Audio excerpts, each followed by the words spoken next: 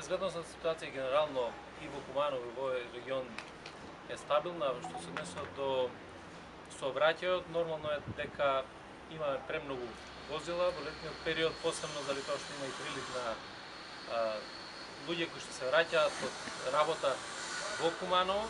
Меѓутоа за тоа треба малку и повисока свест да имаме и кај возачите, и кај граѓаните воопшто.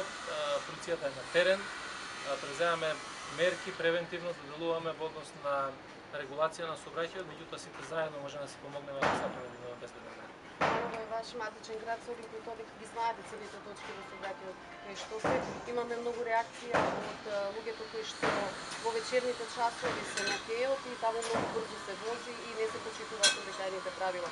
Дали ќе ја зголемите контролата? Контролата е зголемена, значи веќе 20 на дена по посебен план се работи на контрола. Секојдневно, меѓутоа верувајте дека не може да задолжиме по еден полицаец на едно возило. Значи ние имаме патрола постојано и на Трета Македонска и на Октомврска револуција и околу кејот.